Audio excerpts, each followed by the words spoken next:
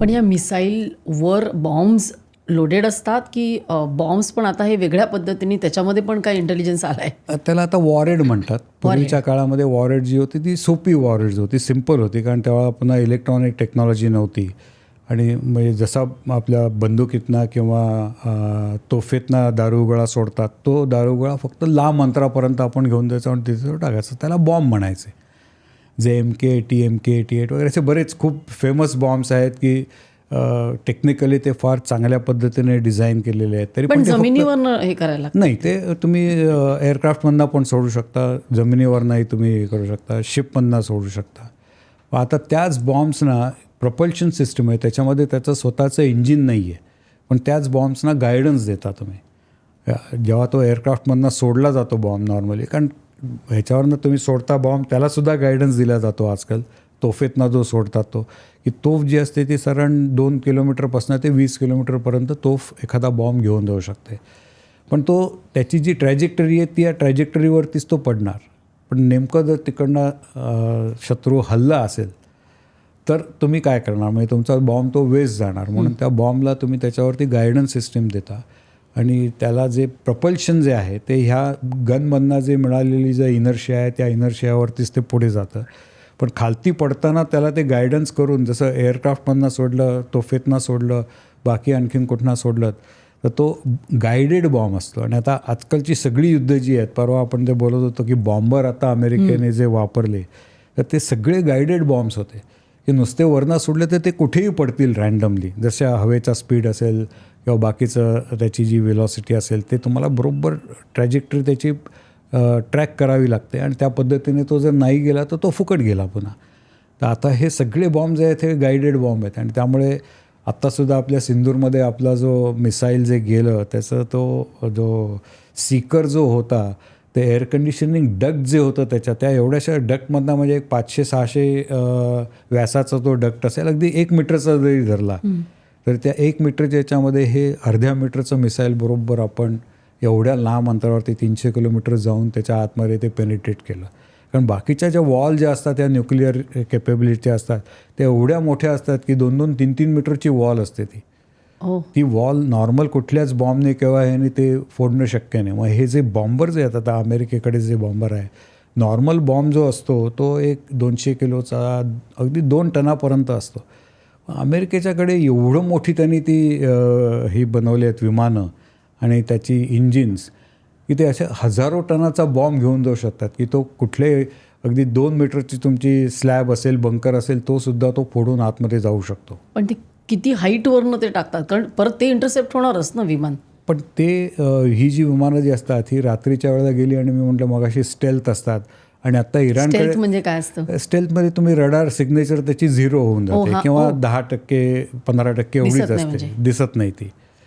आणि ती जर दिसली नाही, आणि इराणकडे आता ती टेक्नॉलॉजी पण नाही आहे, समजा ती त्यांच्याकडे पॉवरफुल रडार्स असती तर त्यांनी ती डिटेक्ट केली पण असते. आता तुम्ही डिटेक्टच केलं नाही तर त्याला तुम्ही रिटॅलिएट काय करणार? म्हणून त्यांना तेवढं प्रिसाइजली टाकता आलं. बरोबर. आता आपण इतका वेळ हे बोललो, आता हे सगळं हे आर्टिफिशियल इंटेलिजन्स आणि सायबर ह्याच्या माध्यमातून होतं ना, तर आता सध्या हे जी युद्ध चालू आहे त्याच्यामध्ये आर्टिफिशियल इंटेलिजन्सनी काय नक्की त्याचा किती वाटा आहे ह्याच्यामध्ये, प्रेसिजनमध्ये, किंवा जे आपल्याला शत्रूच्या ह्याच्यामध्ये जाऊन एक्झॅक्ट जे आपल्याला नष्ट करायचे त्याच्यामध्ये आर्टिफिशियल इंटेलिजन्सचा किती वाटा आहे? आणि सायबर जे युद्ध होणार आहे, म्हणजे तुमची पॉवर ग्रिड्स आहेत किंवा बँकिंग सिस्टीम्स आहेत, हे सगळं नष्ट करण्यामध्ये त्याचा किती वाटा आहे? AI जर आपण बघितलं ना, तर AI हे आर्टिफिशियल इंटेलिजन्स जरी म्हटलं तरी तो इंटेलिजन्स हा शब्द कितपत बरोबर आहे हा मला थोडासा अजून शंका आहे. कारण अजून त्या लेवलला पोचलेलं नाही होत आपण. ओके.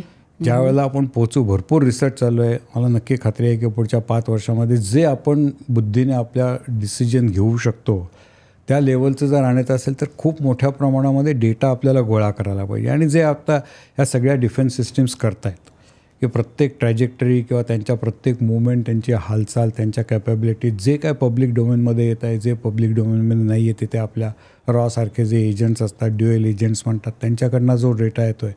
पण हा एवढा प्रचंड डेटा आहे की तो डेटा ज्यावेळेला आपण आपल्या कॉम्प्युटरमध्ये घालू आणि त्याच्यावरती वेरियस सिनारिओज क्रिएट करू, की आज जर मी असं केलं तर त्यांना काय ऑप्शन्स आहेत. म्हणजे आपण असं म्हणतो की go in to the other shoe and then you will realize की काय होत आहे ते. तर मी जेव्हा आज इराणवरती अटॅक करतो आहे त्यावेळेला इराणियन लोक आज कुठल्या क्षमतेला पोचलेले आहेत, त्यांना त्यांची स्वतःची लिमिटेशन्स समजलेली आहेत का, किंवा त्यांच्याकडे जे काही सुपेरियरिटी नॉलेज आहे की जे कदाचित बाहेरच्या देशांपर्यंत पोचलेलं नाही आहे, असं त्यांच्याकडे काय इंटेलिजन्स आहे आणि त्या इंटेलिजन्सवरती ते काय रिटॅलिएट करू शकतात याची सायम्युलेशन्स करतात. याची तुम्हाला व्हेरियस सिनारिओज क्रिएट करायला पाहिजेत. आणि असे एक दोन नाही, असे हजारो सिनारिओज आपल्याला तयार करायला पाहिजेत.